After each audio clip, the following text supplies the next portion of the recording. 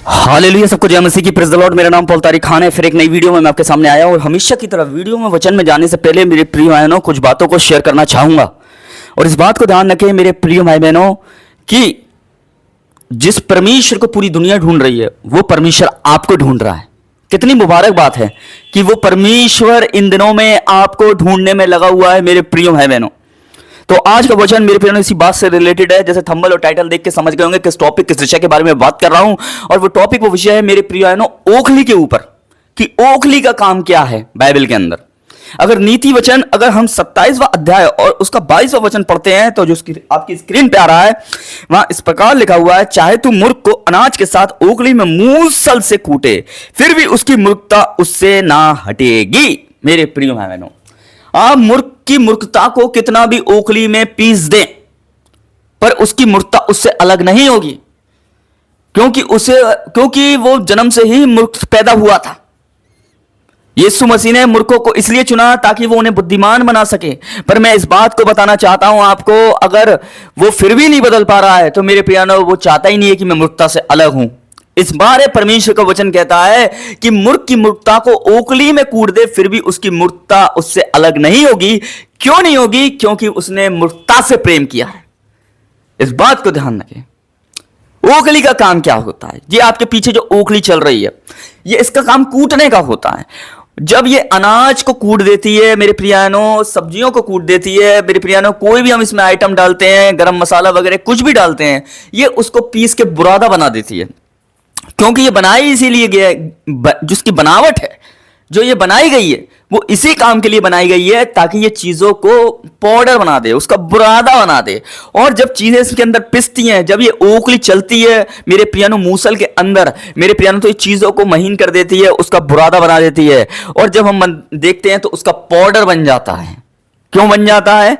क्योंकि जब जब जब उस ओखली की हीट पड़ती है, एक एक हीट पड़ती है तब वो चीजें पिसती चली जाती हैं। और एक टाइम देखते हैं कि उन चीजों का बुरादा बन जाता है, वो पहली जैसी नहीं दिखती हैं। सब्जी पहली जैसी नहीं दिखती है।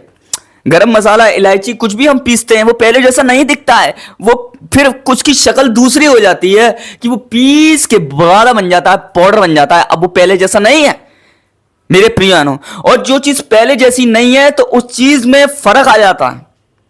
जैसे एक इलायची को आप डालेंगे या गरम मसाले को डालेंगे, या आप मेरे प्रिय भाई बहनों कोई भी गरम मसाला डालेंगे मेरे बहनों, या बड़ी इलायची डालेंगे या कुछ भी डालेंगे आप, तो वो चीज पहले जैसी नहीं रहेगी, उसकी बनावट चेंज हो जाएगी मेरे प्रियानो। पर बाइबल बताती है मूर्खता की मूर्खता नहीं बदलती। चीजें बदल जाती हैं ओखली में डालने के बाद, पीस कर चीजें बदल जाती हैं, उनका पाउडर बन जाता है, पर मूर्खता की मूर्खता कभी नहीं बदलती। क्यों नहीं बदलती है? क्योंकि वो बनाया इसीलिए गया है, वो बदलना ही नहीं चाहता है। परमेश्वर ने उसे बुद्धिमान बनाना चाहा पर उसने अपनी मूर्खता से अलग होना नहीं चाहा। इस बात को ध्यान रखें। हालेलुया। देखो शाऊल ने कैसे मूर्खता करे कि उसने इंतजार नहीं करा, ना प्रार्थना करी मेरे प्रियानो, और उसने वहां बलि किया मेरे प्रियानो। और इस बात को ध्यान रखें, उस दिन वो परमेश्वर से अलग हो गया। वो बड़े बड़े जानवर लाया परमेश्वर को बलिदान करने के लिए मेरे प्रियानो। जिस परमेश्वर ने उनको मारने कही उस परमेश्वर के सामने उन बलिदानों को लाया मेरे प्रियानो। इसलिए परमेश्वर की बातों को मान, परमेश्वर की बलिदान को, चीजों को बलिदान करने से अच्छा है उसकी आज्ञाओं को मानना। और आज अगर आप बात नहीं सुन रहे हैं परमेश्वर की, मैं उन लोगों से कहना चाहता हूं जो परमेश्वर के वचन सुनते तो हैं पर परमेश्वर के वचन को सुनकर उस पे मनन नहीं करते हैं, उसे अप्लाई नहीं करते हैं मेरे प्रिय भाई बहनों, और वो एक मूर्खता कर रहे हैं इन दिनों में। सबसे बड़ी मूर्खता क्या है मालूम है आपको? सबसे बड़ी मूर्खता है मेरे प्रियानो यीशु मसीह पर विश्वास ना करना। यीशु मसीह ने जो कहा है उसे पूरा ना करना। यीशु मसीह ने कि अगर तुम मुझसे प्रेम रखते हो तो तुम मेरी आज्ञाओं को मानोगे।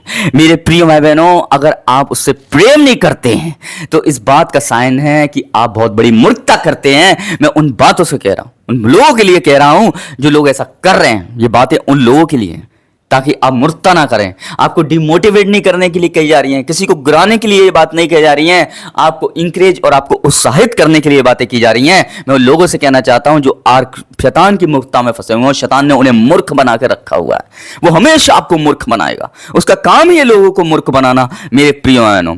आज जो इंसान विश्वास नहीं कर रहा है और अंधकार में पड़ा हुआ है मेरे प्रियानों, और सच्चाई को रिसीव नहीं कर रहा है, अगर मूर्ति पूजा, व्यभिचार और दुनिया के कामों में उलझा हुआ है और सब कुछ जानने के बाद भी, वचन को जानने के बाद भी उस परमेश्वर को रिसीव नहीं कर पा रहा है, तो वो सबसे बड़ी मूर्खता कर रहा है। इस बात को ध्यान रखें। इसलिए उसकी मूर्खता उससे अलग नहीं हो पा रही है, क्योंकि उसने सच्चे खुदा को नहीं जाना। ये खुदा का पाक कलाम कहता है, धन्य वे लोग जो परमेश्वर को जानते हैं और समझते हैं। इसलिए इस बात को ध्यान रखें। इसलिए मूसल भी देखो उसकी मूर्खता को अलग नहीं कर पा रही है, पर वो महान यीशु मसीह तुम्हें उस मूर्खता से दूर करने आया ताकि तुम उस पर विश्वास करो और ताकि वो तुम्हें बुद्धिमान बना सके। तो सबको जय मसीह की, प्रेज द लॉर्ड। खुदा सबको बरकत दे इस वचन के द्वारा। आमेन। अगली वीडियो में बहुत जल्दी मिलेंगे इन जीसस नेम, ईमैन। वीडियो लंबा हो जाएगा, इसलिए मैंने ऐसी शॉर्ट मैसेज में, छोटे से वीडियो में आपको एक बड़ा मैसेज देना चाहा। जय मसीह की।